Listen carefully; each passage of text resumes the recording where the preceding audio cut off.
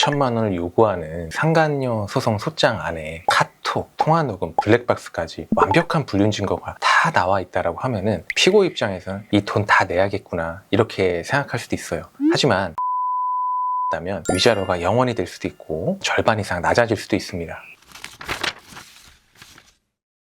안녕하세요. 대한변호사협회 가사법 전문 조성구 변호사입니다. 상간소송 소장을 받고 어떻게 대처해야 되는지 많은 분들이 제게 문의를 주십니다. 내가 아무리 억울하게 소송을 당했다고 하더라도 아무런 대처를 하지 않으면 법원은 원고의 말만 믿고 위자료를 내라 라고 판결을 내릴 수밖에 없습니다. 그리고 실제로 피고가 불륜을 저지른 게 맞다고 하더라도 여기에 대해서 피고가 아무런 답변도 하지 않으면요, 원고가 청구한 위자료 액수가 전액 인정될 우려가 있습니다. 사실 원고가 보낸 소장은요, 원고의 변호사가 원고에게 유리하게 작성한 것이기 때문에 실제 사실보다 과장돼 있거나 왜곡되어 있는 부분들도 있을 가능성이 상당히 높아요. 이런 부분에 대해서 피고가 어떻게 대응하느냐에 따라 원고의 청구를 기각시킬 수도 있고 위자료 액수를 꽤 많이 감액시킬 수 있는 지점도 분명 존재합니다. 오늘은 상간소장을 받았을 때 피고가 어떤 식으로 대응을 해야 되는지 구체적인 판결 사례를 통해 말씀드리겠습니다. 먼저 원고의 청구를 아예 기각시켜서 위자료가 0원이 나올 수 있는 케이스에 대해서 말씀을 드릴게요. 첫 번째는 불륜이 아닌 경우죠. 이럴 때는 나 부정행위 한 거 아니다, 그냥 뭐 친구 사이다, 동료 사이다, 이런 식으로 주장해서 원고의 청구를 기각시킬 수 있습니다. 그리고 두 번째는 교제한 거는 맞다고 하더라도 원고의 배우자가 기혼자인 사실을 몰랐던 경우예요. 이럴 때는 피고의 고의가 없다라고 판단될 수 있기 때문에 마찬가지로 원고의 청구를 기각시킬 수가 있어요. 세 번째는 이미 혼인관계가 사실상 파탄이 된 거예요. 이럴 때는 나는 혼인 파탄에 대해서 책임이 없다라고 주장해서 원고의 청구를 아예 기각시킬 수가 있죠.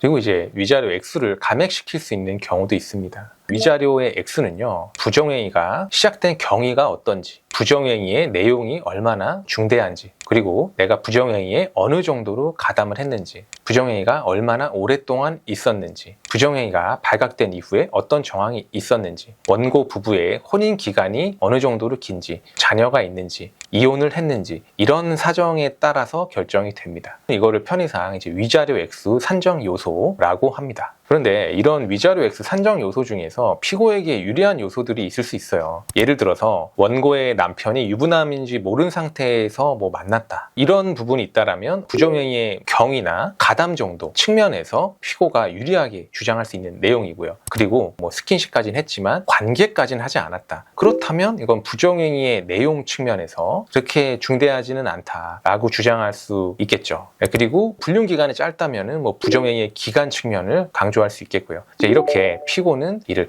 감액의 요소로 주장하는 방식으로 위자료 액수를 다운시킬 수가 있습니다.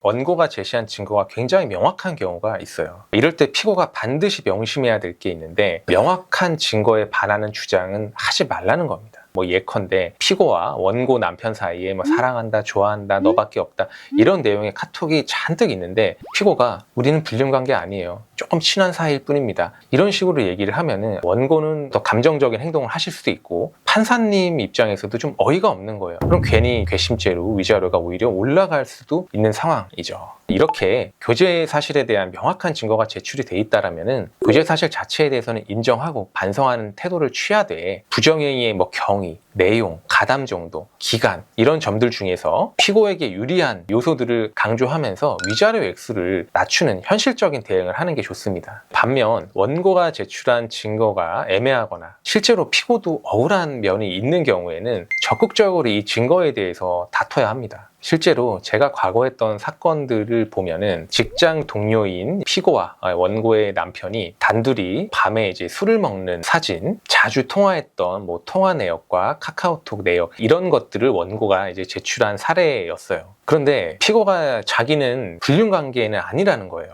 조금 가깝게 지낸 거는 맞고 이걸 충분히 오해할 수도 있다고 생각을 하는데, 나는 이 남자랑 손도 잡은 적이 없다, 이렇게 말씀을 하시는 겁니다. 그러면 피고 입장에서는 어떻게 주장을 해야 되냐? 직장 동료끼리 단둘이 술을 마시거나 업무 외 시간에 전화를 했다고 해서 이거를 무조건 불륜으로 볼 수가 있느냐? 그렇지 않다. 그리고 피고가 호텔에 갔다라든지 이런 증거가 있느냐? 아무것도 원고는 입증한 게 없다, 그래서 피고의 책임은 없다, 이런 식으로 적극적으로 주장을 해야 된다는 거죠. 이 주장이 100% 받아들여지게 되면은 피고는 책임이 아예 없어집니다. 그리고 이게 다 받아들여지진 않는다손 치더라도 아주 깊은 관계는 아니었다라는 점이 증명이 되기 때문에 위자료 액수가 낮아질 수도 있어요. 실제로 불륜 증거가 명확하게 있었지만 상간소송 청구가 아예 기각이 되거나 아니면 위자료가 대폭 낮아진 사례들은 꽤 있습니다. 저희가 담당했던 사건들 중에 꽤 많이 있고요. 이 중에 하나를 말씀드리면은 원고가 이제 피고에게 4천만 원의 위자료를 청구했던 사건이었어요. 증거 굉장히 명확하게 있었죠. 애정 표현 등이 있는 카톡 대화, 블랙박스 영상, 호텔, CCTV 영상 등 이제 불륜 증거는 굉장히 많이 있었어요. 원고가 주장하고 있는 거는 피고가 원고의 남편과 3년 동안 부정행위를 저질렀다. 성관계까지 포함해서 중대한 부정행위를 오랜 기간 동안 저질렀기 때문에 4천만 원의 위자료를 지급해야 된다라고 이제 주장을 했던 거죠. 근데 이제 제가 사건을 살펴보니까 피고가 원고의 남편과 3년 동안 만난 거는 맞는데 처음에는 원고의 남편이 이혼남이라고 피고를 속여서 피고는 이혼남인 줄 알고 만났던 거예요. 이 기간이 무려 2년이었습니다. 그리고 나서 유부남이라는 걸 알게 되었지만 이미 관계가 많이 깊어져 있던 상황에서 관계를 끊지 못하고 1년 정도 더 부정행위를 이어갔던 상황이었어요. 그래서 저는 피고를 변호해서 일단 부정행위 기간 측면에서 봤을 때 원고는 3년을 주장하지만 이 중에 2년은 유부남인지를 모르고 만났기 때문에 이건 부정행위 기간에 포함이 되지 않는다. 실제로 부정행위를 한 것은 1년밖에 되지 않는다라고 주장을 했고요. 그리고 부정행위의 경위와 가담 정도 측면에서도 피고는 만약에 원고의 남편이 유부남이라는 걸 처음부터 알고 있었으면 이 남자를 아예 만나지도 않았을 것이다. 그리고 심지어 그때도 원고의 남편은 곧 이혼할 거다 이런 말을 하면서 피고를 설득하고 교제관계를 이어나가려고 했기 때문에 부정행위에 가담한 정도가 피고에 비해서 원고의 남편이 훨씬 더 크다 이런 식으로 주장을 했어요. 그 결과 원고는 4천만 원을 청구했지만 실제 위자료 액수는 1,500만 원으로 대폭 낮아질 수가 있었습니다. 지금까지 피고가 상간소장을 받고 어떻게 대응을 해야 원고 청구를 기각시키거나 위자료 액수를 감액시킬 수 있는지에 대해서 설명드렸습니다. 이처럼 피고가 어떻게 대처하느냐에 따라서 소송의 결과가 달라질 수 있다는 점 명심하시고 변호사의 도움을 받아서 적절하게 소송 대응을 하시고 좋은 결과를 얻으시기 바라겠습니다. 지금까지 가사법 전문 조성구 변호사였습니다. 다음에 또 좋은 영상으로 찾아뵙겠습니다. 감사합니다.